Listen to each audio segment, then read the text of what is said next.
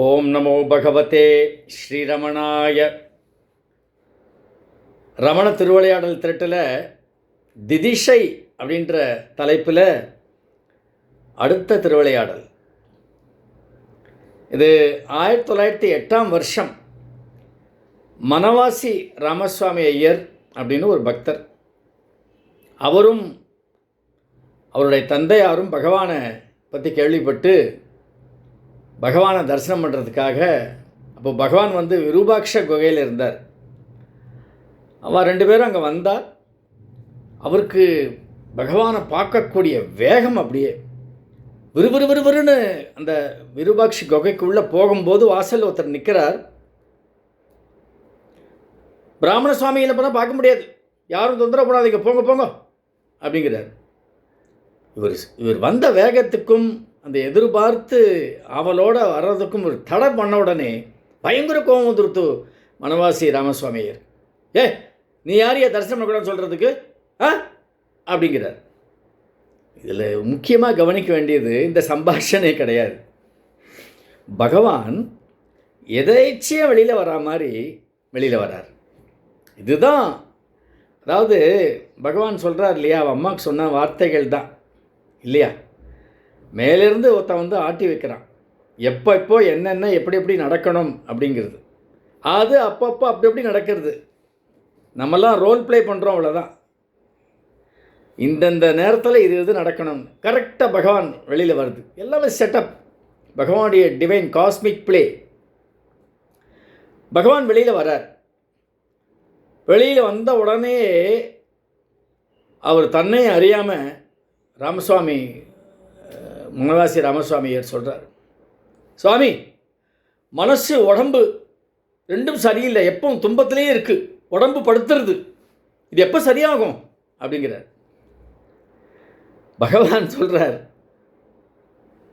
நான் வைத்தியனோ ஜோஷியனோ இல்லை அப்படின்ட்டு நடையை கட்டிட்டார்.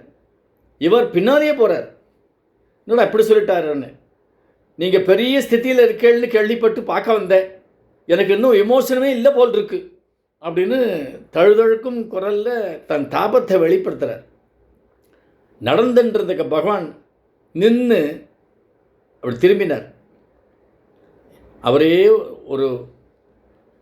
ஒரு நிமிஷம் பார்த்தார். இப்படியே பார்க்குறார் பகவான். மன உறுதியோடு எல்லாத்தையும் ஏற்றுக்க பழகிக்கணும், எதுவும் உங்களை ஒன்றும் பண்ணாது. அபயஹஸ்தம் கொடுத்து நான் கேள்விப்பட்டதே இல்லை பகவான். யாருக்கும் இப்படிலாம் காட்டாது, யார் தலையிலையும் கை வைக்காது பகவான். ஆனால் அன்னைக்கு அபயஹஸ்தம் மாதிரி கை அப்படி காமிச்சார். அதாவது எது எப்போ எப்படி நடக்கணும், யாருக்கு எந்த சந்தர்ப்பங்களில் என்ன சீன், என்ன பேக்ரவுண்டு, யார் என்னென்ன வசனம் சொல்லணும், இதெல்லாம் அப்படியே. இது நிறைய நான் பார்த்துருக்கேன். அப்போது மணி அண்ணா ஆசிரமத்தில் இருக்க நேரம், நான் ஃபஸ்ட் டைம் போகிறேன் 91 குஞ்சு சுவாமிகளை பார்த்துட்டு உள்ளே போகிறேன். போகும்பொழுது மணி அண்ணா கேட்குறாரு என்கிட்ட, பகவான் உங்களுக்கு எப்படி தெரியும் அப்படின்னாரு. எப்படி வந்தேன் ரமணாசிரமத்துக்கு, வாயை திறக்கிறேன், என்னால் பேசவே முடியல, கண்ணிலேருந்து தண்ணி கொட்டுறது. உடனே இருக்கட்டும் இந்த ரமண பக்தரை பகவான் பிரசாதம் சாப்பிட கூட்டின்னு போங்கோ அப்படின்னா, போய் நீங்கள் பிரசாதம் சாப்பிட்டு போங்கன்னார். அவர் என்ன சொல்கிறாரு எனக்கு புரியல, பிரசாதன்றாரு, எங்கே கிடைக்கும் என்ன எது ஒன்றும் தெரியல. அப்புறம் அவர் என்ன பண்ணார், போயிட்டு இங்கே க்யூவில் நில்லுங்கோ, 11:20 மணி அடிப்பா, நீங்கள் உள்ளே போகலான்னார். சரின்னு சொல்லிட்டு நான் நின்றுட்டே இருக்கேன். உள்ளே நுழையிற நேரத்தில் வாசலில் இருந்தவர், நீங்கள் ஆசிரமத்தை தங்கியிருக்கேளா அப்படின்னாரு. இல்லை அப்படின்னு. அப்போ உங்களால் சாப்பிட முடியாது, போங்கோ அப்படின்ட்டார். நான் திரும்புகிற நேரத்துக்கு மணி அண்ணா வர்றார். இருங்கோ, அவர் நான் தான் சாப்பிட சொன்னேன், நீங்கள் சொல்லக்கூடாது அவர்கிட்டன்னார். நீங்கள் சொல்லக்கூடாதா, அவர் பேர் எனக்கு தெரியல, அதுக்கப்புறம் தான் அவர் யாருன்னு தெரியும், அவர் என்னவா இருக்காருன்னு தெரியாது. அவர் சொன்னார் இவர் சொன்னார்னா உள்ளே விட்டுருவாளாவா. கரெக்டாக பகவான் ஆளை அனுப்புகிறார் பாருங்க. சாப்பிட சொல்கிறார், சாப்பிட்றதுக்கு முடியாதுன்னு தடுக்கும்போது பகவான் இவரை அவரை போய் அந்த இடத்துல போய் பாருங்கிறார். அதோட வேடிக்கை, சாதம் பரிமாறிண்டே வரா, ஒரு வெள்ளையாக ஒன்றுமோ தள்ளிகிட்டே வரா. நான் வந்து அது ஒயிட் ரைஸ்ன்னு நினச்சிட்டு ப்ளெயின் ரைஸ்ன்னு நினச்சிட்டு நம்மக்கிட்ட தான் இருக்கே மோர்ஜா அதுக்கு நம்ம போட்டுக்க வேண்டாம்னு சொல்லிட்டு கையை அப்படி காமிச்சிட்டேன். அவர் என்னை அப்படி நிமிர்ந்து பார்த்துட்டு தள்ளி போயிட்டார். கரெக்டாக அவர் நான் வேண்டான்னு சொல்லும் பொழுதும் அவர் தள்ளி போகும்பொழுதும் மணி அண்ணா மறுபடியும் என்னை பார்க்குறார். வந்து பார்த்துட்டு, கணேசன் இது வந்து பகவான் பிரசாதம் பொங்கலாக்கும், ஏன் வேண்டான்றேள்?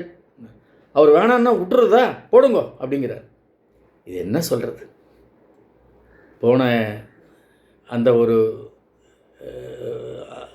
அந்த அந்த அந்த திருவிளையாடல் நம்ம பார்த்தோம் இல்லையா, இந்த சர்வஜன்ற தலைப்பில் எப்போ பகவான் ப்ரெசென்ட் ஆகணுமோ ப்ரெசென்ட் ஆவார். என்ன பண்ணணுமோ நம்மளை பார்த்துட்டே இருக்கார் பகவான். அப்படி அழுக வந்தது. பகவான் சன்னதியில் போய் தடால்னு விழுந்து அழுதேன். பகவானே என்னை பார்த்துட்டே இருக்கியா நீ? நான் வேண்டான்னு சொல்கிறதையும் நீ பார்த்தியா? எனக்கு என்னுடைய பிரசாதம் சாப்பிடுன்னு சொன்னையா அப்படின்னு தோணித்து. தொடர்ந்து சிந்திப்போம். ஓம் நமோ பகவதே ஸ்ரீரமணாய.